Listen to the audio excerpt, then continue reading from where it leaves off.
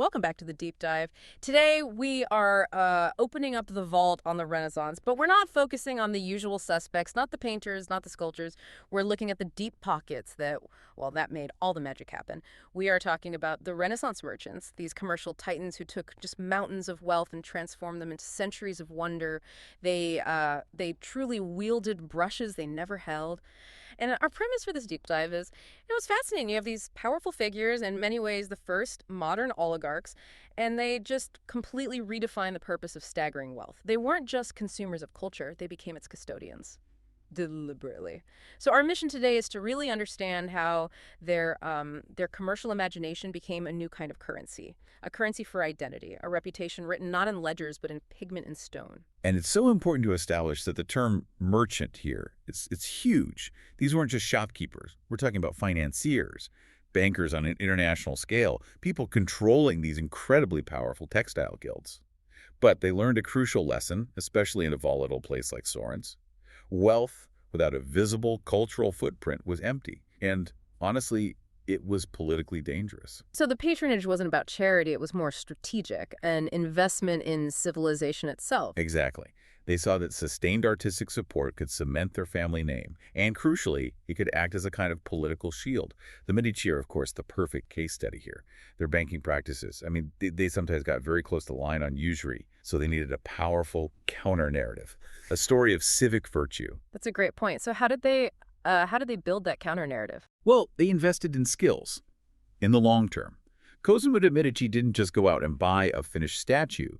He funded entire ecosystems. He set up workshops where young apprentices could learn directly from masters. We're talking Donatello, Fra Angelico, and his grandson, Lorenzo the Magnificent. He famously continued that. So this wasn't just about acquiring art. It was about making sure that the skills from, fresco chemistry to bronze casting were passed down. It ensured Florentine art didn't just survive, it excelled. Okay, let's unpack that, because if the wealth gave them power, their patronage gave them permanence. So let's get into this core idea. Art as a declaration. Not just decoration. It's an instrument for building an identity, a public statement of legitimacy. It was the most powerful PR tool in the Renaissance world. Look at Cosimo de' Medici's commission of Benozzo Gozzoli's Procession of the Magi. It's for the family chapel. So on the surface, okay, it's a religious fresco, but it's so incredibly self-serving. Gozzoli actually painted portraits of the Medici family right into the scene. They're riding alongside the biblical kings. Wait, so they're literally inserting themselves into sacred history? Precisely. It creates this visual declaration of legitimacy, of status.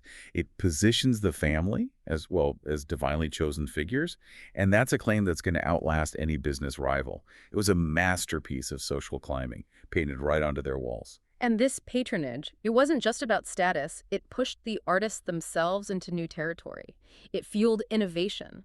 I'm thinking of Botticelli's Primavera, commissioned by another Medici, right? But this isn't a biblical scene. It's mythology. And that shift is absolutely key. The move from, saints and scripture to classical myth, it shows something else. It shows the patron's intellectual ambition, their commitment to these new humanist values that were just sweeping through Florence. Humanism was all about rediscovering classical learning, focusing on human potential, on reason. So by commissioning these complex classical themes, the patron was signaling, I'm not just rich, I'm educated, I'm part of the future. So the art had to be as sophisticated as the patron wanted to appear. It had to be. And that exchange, that's the engine of the Renaissance. The greatest cultural statements came from collaboration, sometimes from tension. Think about Pope Julius II and Michelangelo with the Sistine Chapel ceiling. That work evolved through intense negotiation between the patron's vision and the artist's, frankly, defiant genius. And it's that interplay, that friction between massive resources and a restless imagination that created these transcendent works. Right, so if the ideas were the message, the materials themselves were the volume control. Let's move into that, into the chromatic splendor. Yeah. The idea that color itself was a language of power. Oh, absolutely. If you could afford it, color was power. The merchants knew that every single element of a commission spoke volumes. And color was often the loudest element. Patrons would strategically pick pigments to broadcast their wealth and, just as important, their global reach. And the ultimate status symbol, the single most extravagant material. That was that ultramarine blue, that deep, intense, almost celestial blue. And get this, is a stunning fact. Ultramarine was made from crushed lapis lazuli, a semi-precious stone that could only be imported from one place in the world. Afghanistan. The mines high in the mountains of Afghanistan. And because of the insane difficulty in mining it, transporting it, processing it, the pure pigment cost more than gold by weight. Hold on. So if I'm looking at a painting, the blue in, say, the Virgin Mary's robe, that area is effectively a receipt for more cash than the same area painted in gold leaf. It is a receipt. It's a promissory note. It's a declaration of commercial dominance all in one. When a merchant funded a painting that was saturated in ultramarine, he wasn't just picking a nice color. He was broadcasting his vast international trade connections, his reliable supply chain, and his unbelievable financial stability. It was proof. That completely recontextualizes how you look at these paintings. It's not just blue, it's the logistics of getting a rock from Asia to Italy. Precisely. And it went beyond blue. You have rich vermilions, which required complex chemistry, deep greens from malachite, and of course, brilliant gold leaf. These materials created a visual story of social ascent that you just could not ignore. And they were orchestrating this, right? It wasn't just random spending. Not at all. They were creating complete aesthetic environments. Take the Palazzo Medici Riccardi.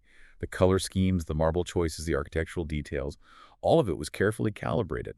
The goal was to create this atmosphere of refined sophistication, something that visually separated the new merchant elite from the old, sometimes cruder, nobility. They built a kind of visual barrier of beauty, showing their status came from taste, not just money. And they'd put the most expensive pigments in the most visible areas to maximize the impact. So we've seen how they used paint. Let's shift our gaze a bit bigger. To the architecture. How do they translate these ideals into tangible, city-shaping forms? This is really where commercial pragmatism meets artistic ambition. And it fundamentally changed the look and feel of their cities. The Medici funding Filippo Brunelleschi's dome for the Florence Cathedral. I mean, that's the ultimate example. It's financial power enabling revolutionary engineering. It's still an engineering marvel today. It is, but you have to understand the technical challenge. When Brunelleschi proposed it, the technology to build the scaffolding, the centering, to hold it up during construction just didn't exist. It was impossible. It required truly revolutionary thinking.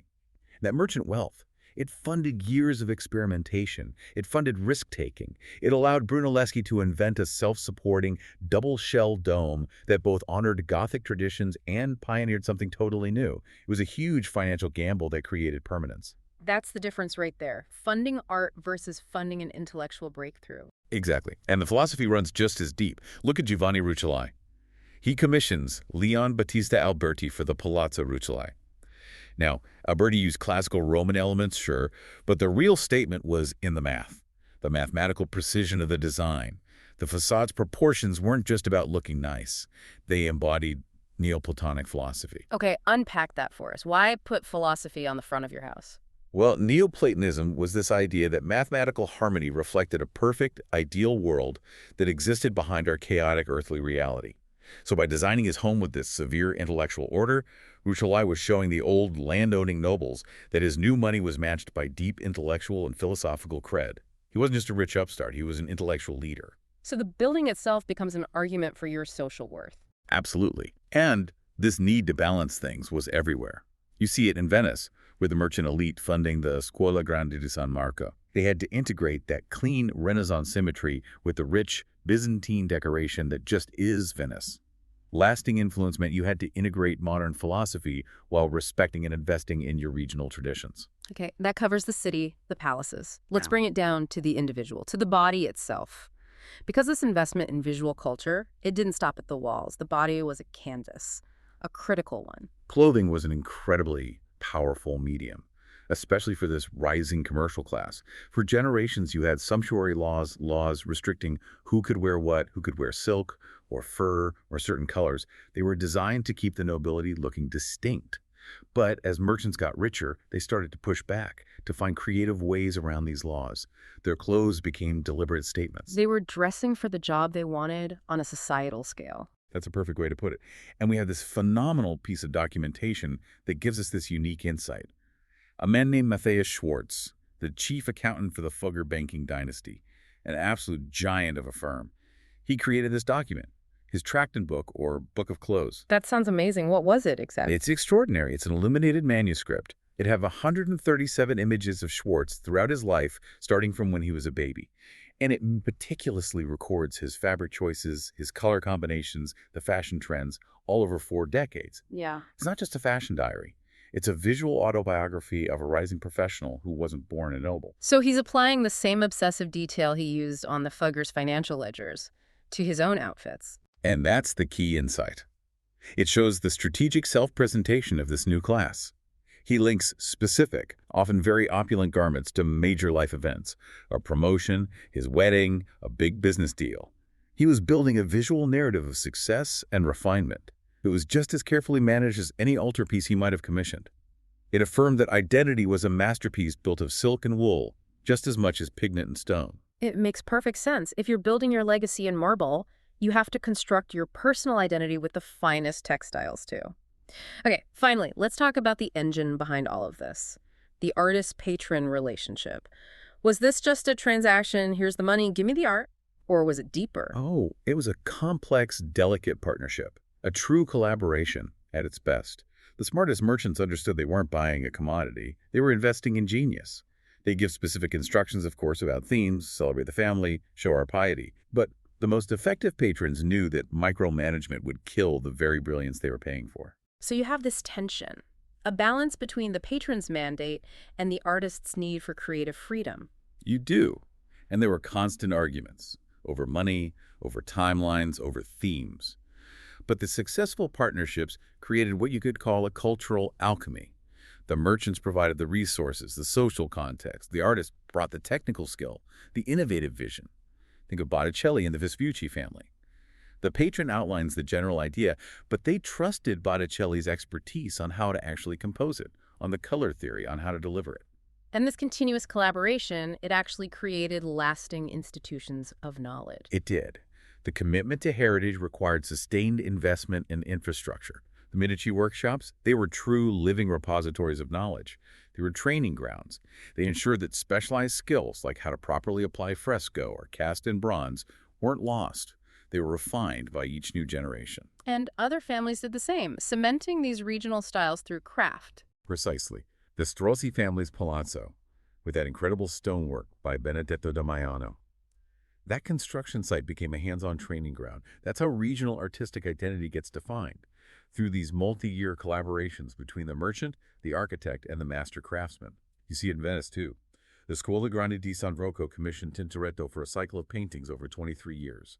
That ensures not just a masterpiece, but a methodical, documented transfer of his unique techniques to his assistants and apprentices. So when you put it all together, what's the synthesis? Renaissance merchants were. Yeah, they were cultural guardians. They were individuals who understood that sheer wealth on its own just creates temporary monuments. But vision, when it's paired with resources, that builds civilizations. Their strategic support wove their family identity, their ambitions, into the very fabric of European culture. And their legacy it's everywhere you look. It's in the engineering audacity of Brunelleschi's dome. It's in that impossible blue in a Botticelli painting. These merchants didn't just hire artists. They started this profound, multi-generational conversation between commerce, power, and beauty. And their story is a reminder for you, I think, that true wealth isn't what you hoard. It's what you leave behind for others to experience, to interpret, and to reimagine. And that encourages you to look beyond just the individual masterpiece, to see the larger connected narratives that shape our cultural heritage. The ultimate lesson from these merchants is the enduring power of investing in beauty and innovation, even today. It makes you ask yourself, what civilization are you funding with your own resources?